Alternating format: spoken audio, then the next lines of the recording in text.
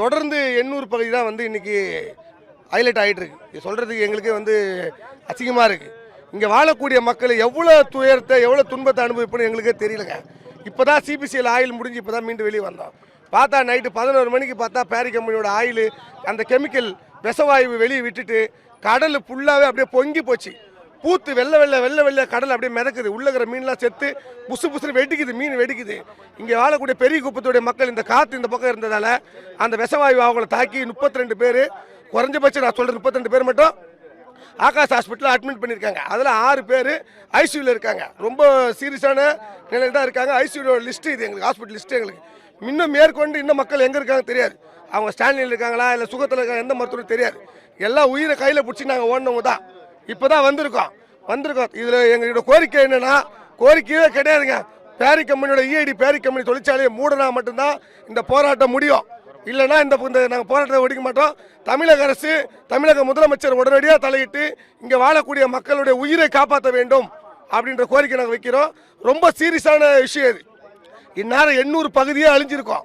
800 மக்களே செத்து இந்நேரம் போனமாக இருந்திருக்கோம்.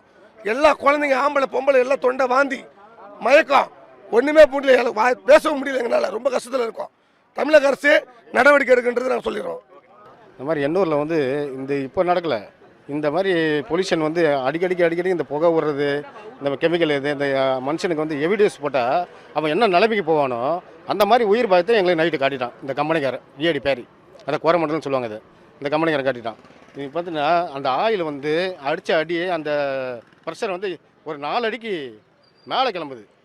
அவ்வளோ ப்ரெஷரில் அடிச்சிருக்கு. இதனால் வந்து எங்கள் ஊரில் வந்து இப்போ பெரிய பார்த்தீங்கன்னா குறைஞ்சபட்சம் 100 பேர்கிட்ட பாதிக்கப்பட்டிருக்காங்க. அதில் 100 பேரில் பாதிக்கப்படுறது ஆகாசில் இருக்கிறது மட்டும் இந்த மாதிரி 32 பேர். இது ஆம்புலன்ஸில் எங்கெங்கே ஏற்றிட்டு போனாங்கன்னு எங்களுக்கு தெரில. இது வரைக்கும் யாரும் வந்து ஊர் வந்து சேரல. இப்போ வந்துக்கிறது கொஞ்சம் கம்மியான பேர் தான் வந்திருக்காங்க. இன்னும் எங்கெங்கே இருக்காங்கன்னு எங்களுக்கு நாங்களும் தேடி பார்த்தோம், எங்கேயுமே எங்களுக்கு தெரில. ஆனால் எல்லாம் ஹாஸ்பிட்டலில் தான் இருப்பாங்கன்னு நினைக்கிறோம். ஏன்னா நைட்டே வந்து குழந்தைங்க, வெளியே வர குழந்தைங்கள மூச்சு தண்ணால் பட்டு கீழே விழுதுங்க. தன்னால் அப்படியே விழுவுறாங்க தூக்கிட்டு. ஆனால் நைட்டு இருந்த காவல்துறைக்கு எல்லாருக்குமே தெரியும் இங்கே என்ன நடந்தது அப்படின்றது எல்லாருக்கும் தெரியும்.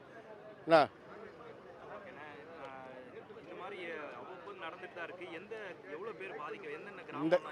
இந்த கம்பெனி நம்ம சுற்றி வந்து கொஞ்சம் ஒரு 20 கிராம் மேலே தான் இருக்குது. இந்த 20 கிராமும் இந்த கம்பெனினால் பாதிக்கப்படுற ஊர் தான். இந்த பெரிய குப்பம் மட்டும் பாதிக்கப்படல, 20 கிராமமும் பாதிக்கப்படுது.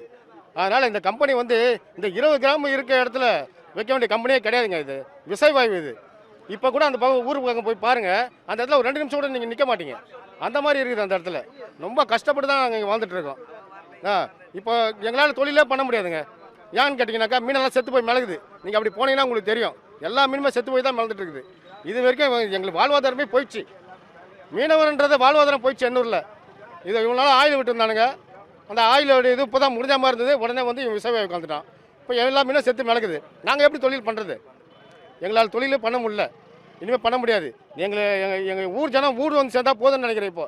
ஏன்னா யார் எங்கெங்கே இருக்காங்கன்னு எங்களுக்கு தெரியல. இந்த கம்பெனி உருவானதுலேருந்து இங்கே அச்சுறுத்தல் தான். இது சாக்லேட் கம்பெனின்றது தான் பேரில் தான் கட்டினாங்க. அன்றைக்கி இருக்க மக்கள் ஏதோ சாக்லேட் கம்பெனி கட்டுறாங்கன்னு தேவையான இதை விட்டாங்க. எங்களுடைய இடத்தெல்லாம் கூட எங்களுடைய கிணறு கூட அங்கே அந்த கம்பெனிக்குள்ளே தான் இருக்குது. இது அப்படியே ஏதோ வாழ்ந்துட்டோம். ஆனால் இன்றைக்கு நேற்று நடந்த சம்பவம் 12 ஏறத்தாழ ஒரு 11:50க்கு எனக்கு ஃபோன் வந்தது. இந்த மாதிரி ஒரு டேங்க் வெடிச்சிடுச்சு, இதில் அமோனியா கசிவாகுது, மக்கள் வந்து எல்லாம் பாதுகாப்பான இடத்துக்கு போகணும்னு ஃபோன் வந்தது. அது கம்பெனிக்கு ஃபோன் பண்ணேன், சார் இது மாதிரி ஆகுது, என்ன உங்களுடைய இது என்ன மக்களை பாதுகாக்கிறதுக்கு என்ன நடவடிக்கை எடுத்திருக்கீங்க, உங்கள்கிட்ட என்ன இருக்குது, என்ன நடவடிக்கை எடுத்துருக்கிறது எந்த ஒரு தகவலும் இல்லை. அவங்ககிட்ட எதுவுமே இல்லாமல் கட் பண்ணிட்டாங்க, ஃபோனை கட் பண்ணிட்டாங்க.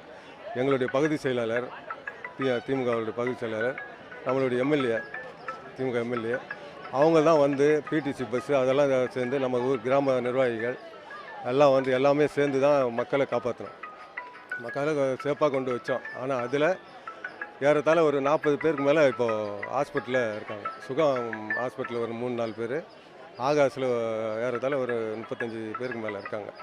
அவங்க என்ன நிலையில் இருக்காங்கன்னு தெரியல. இன்னும் யார் எங்கே இருக்காங்கன்னு இன்னும் யாருக்கும் தெரியல.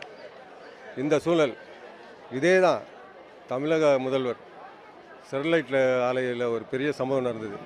அதனால் அந்த சுற்று வட்டாரமே பாதிக்கப்படுதுன்ட்டு போராட்டம் பண்ணி எல்லாமே 11 பேருக்கு மேலே இறந்து இருக்காங்க.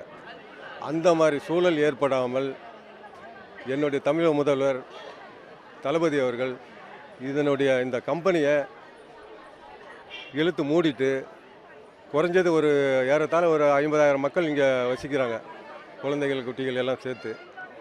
அவர்கள் வாழ்வாதாரத்தை மேம்படுத்தணும், கடல் வளத்தை, கடலில் எந்த கழிவும் விடாமல் மீனவர்களோட வாழ்வாதாரத்தை பாதுகாக்க கொடுத்தாலே எங்களுக்கு போதும். யாருக்கிட்டையும் நாங்கள் கை நீட்ட தேவையில்லை. எங்களுக்கு கடல் மாதாள் இருக்கா, எங்களுக்கு எல்லாமே நாங்களே எடுத்துக்குவோம். இதுதான் தமிழக முதல்வருக்கு வேண்டி கேட்டுக்கொள்ளுங்க. ஸ்டெர்லைட் மாதிரி இங்கே ஆயிடக்கூடாது. ஸ்டெர்லைட்டை எப்படி மூடினீங்களே அதே மாதிரி இந்த கோரமண்டல் கம்பெனியை மூடியே ஆகணும். எல்லாம் ஒட்டுமொத்த கருத்து என்னுடைய கருத்து. உடனுக்குடன் செய்திகளை தெரிந்து கொள்ள சன் நியூஸ் பெல் ஐகானை கிளிக் பண்ணுங்க.